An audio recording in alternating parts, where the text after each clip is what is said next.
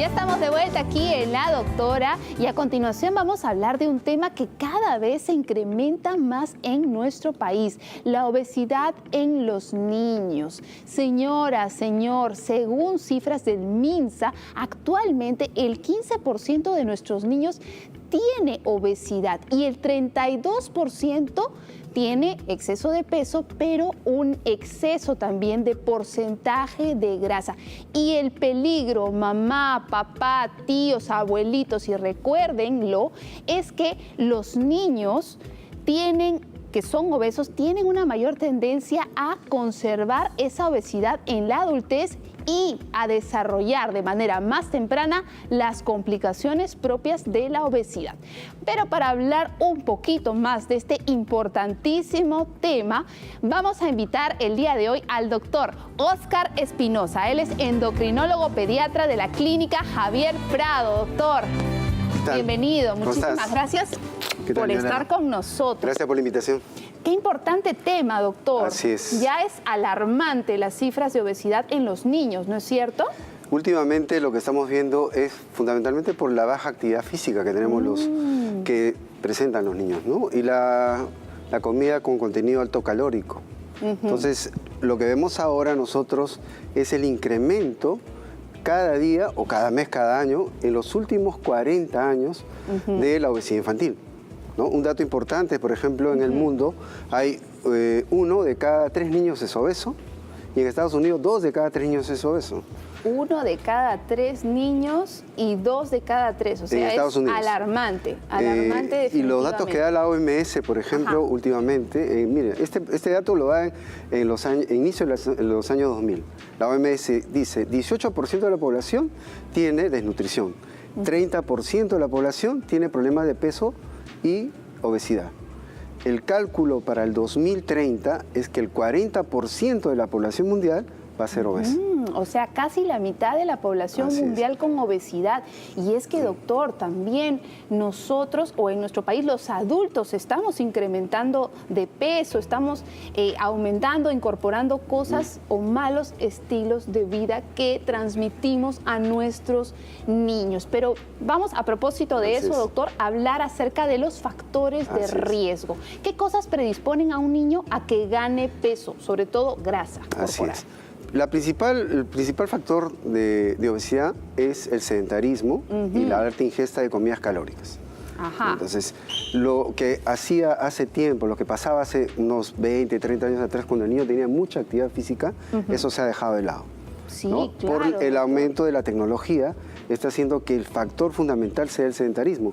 Inclusive hay niños que ingieren una comida, digamos, regular, pero no hacen nada. No hacen actividad y aumentan física. de peso. Doctor, ¿y cuánto es lo recomendado en cuanto a tiempo de actividad física que debe realizar un niño diariamente? Un niño debe jugar, básicamente, digamos, todo el día, ¿no? Pero lo que está recomendando la OMS es regresar a lo que se hacía antes, salir a caminar en familia.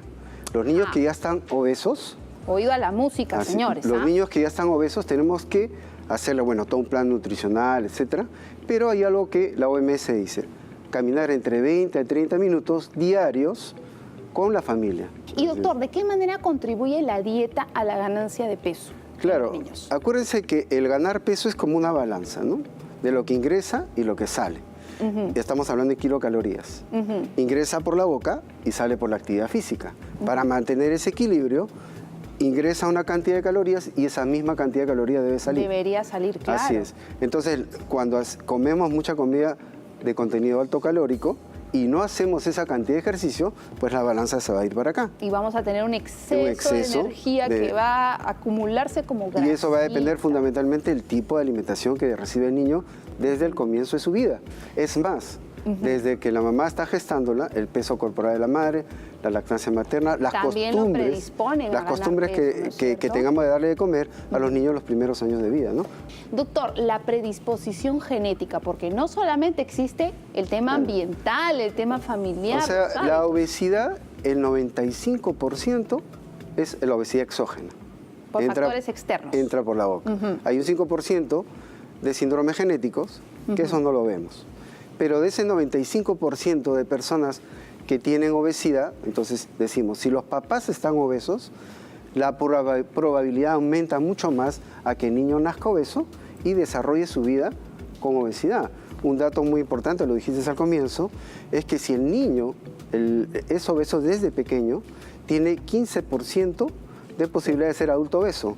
Un infante tiene 25%, pero acá el dato más complicado es el adolescente, 80%. Claro, Quiere wow. decir que de 10 adolescentes, 8 se quedan obesos de todas maneras. En toda la... Wow, definitivamente importantísimo también considerar, de repente, como usted está comentando, papá, mamá con obesidad, abuelitos con obesidad, hermanos con obesidad, puede haber un tema genético. Y da a colación esto que es muy importante en nuestro país, en el Perú, tenemos regiones donde hay mucha más obesidad. Por ejemplo, todo el norte de nuestro país, ¿no? En la selva también. La selva, bueno, en todo el país, ¿no? Pero decimos que la meca de la obesidad está en el norte de nuestro país por las costumbres en la alimentación. Nuestra comida es súper rica, pero no hay una buena distribución, ¿no? Ese es el problema. ¿Y los factores psicológicos también influyen en la ganancia Claro, o sea, de peso? esto se vuelve, yo diría, como una bola de nieve, ¿no? Es un círculo vicioso. El niño que ya es obeso empieza a tener problemas de autoestima, de ansiedad, y eso le genera más ganas de querer comer. Tratar de cubrir esa sensación. Y como dijeron al comienzo, el bullying. El bullying es muy importante. Estos niños que pierden la autoestima quieren ser no pueden hacer las cosas que otros niños hacen a su edad, entonces entran en una especie de estrés. Y ese estrés, paradójicamente, les hace comer más, ¿no? Ahí el trabajo de nuestros psicólogos es sumamente importante. Es importante el tratamiento multidisciplinario por varias disciplinas, no solamente el médico endocrinólogo, sino también la nutricionista o el nutricionista, el psicólogo, todo un equipo que trate al niño. Doctor, ahora no sé si me acompaña porque vamos a ver las complicaciones, que es lo más grave de este problema. Usted por acá, por favor, y yo me quedo por acá. Muy bien. En primer lugar, doctor, la hipertensión, la presión alta. Claro. Hay un trabajo muy interesante que hicieron unos alumnos de una universidad, que la consulta le medían la presión a los niños, a los adolescentes que estaban obesos. Y encontraron que los niños que habían nacido con mucho peso, pues ya tenían los niveles de presión un poquito elevados y eran adolescentes. Entonces, el tener un peso elevado al nacer y ser obesos durante toda su niñez y la adolescencia le va a predisponer a ser hipertensos en una edad relativamente joven. Claro, ¿no? y normalmente a los niños en el control de niño sano no se les mide la presión. Pero en la consulta pediátrica siempre se tiene que hacer eso. A un niño obeso hay que tomarle la presión y esa es tarea del pediatra, ¿no? Otra cosa importante, diabetes. Claro. La diabetes existe en nuestra población joven. Tenemos un pico entre los 11 y 16 años, ya tenemos diabetes, lo que antiguamente se le decía la diabetes tipo 2 o diabetes del adulto, ahora es la diabetes tipo 2, que lo pueden tener los niños y también la pueden tener en esta etapa, niños. En la adolescencia. Claro, no solamente el niño va a desarrollar una diabetes tipo 1, que es algo con lo que un poquito él viene desde el vientre de la mamá. Es una predisposición genética. Sí, sino también pueden desarrollar, al igual que los adultos y por malos hábitos de alimentación, requisito de ser diabético en la adolescencia o en la juventud temprana es ser obesos toda la vida. Ya no pensamos en que el papá, la mamá, el tío, la abuela es diabético. Simplemente tenemos jóvenes que no tienen ningún antecedente. Simplemente por haber sido obesos, desarrollan la diabetes. Muy bien. Grasitas altas en sangre. Hace muchos años, cuando empecé la especialidad, nosotros no le hacíamos perfil lipídico a los niños, ¿no? Porque era pensar que cómo va a tener problemas de lípidos. ¿No? Claro. Ahora ya forma parte de la rutina de hacerles lípidos y encontramos dislipidemia en estos niños, ¿no? Niños de 8 o 9 años con colesterol elevado, triglicéridos muy elevados. Y un dato importante, también tenemos el hígado graso a causa de esto. Tenemos las enzimas hepáticas ya elevadas. Entonces, para reflexionar, ¿no? Que hay que tratar de evitar este problema, porque la dislipidemia es algo que presentan los niños ahora con obesidad, ¿no? Claro, doctor. Y antiguamente, ¿cómo se decía que el niño gordito, ay, qué bonito, qué lindo? Era un niño feliz. Sí, un niño feliz y saludable. Así, ¿no? Y es todo lo contrario, ¿no? porque además estas grasitas altas también predisponen al paciente a todo lo que está arriba, a tener infartos. Así todo es. lo que está arriba Así a es. tener infartos. Y puede suceder en niños los infartos también. No se ha visto muy frecuentemente, pero sí en gente joven, ¿no? En gente muy joven que le pueden hacer un infarto. Adolescentes, ¿no? Tranquilamente, ¿no? Otro problema, doctor, que se ve mucho en la práctica médica con los pacientes con obesidad. Claro. El apnea. Generalmente eso hemos visto en pacientes adolescentes con mucha obesidad, ¿no? Que tienen dificultad para respirar en determinado momento, por ejemplo, cuando están durmiendo, ¿no?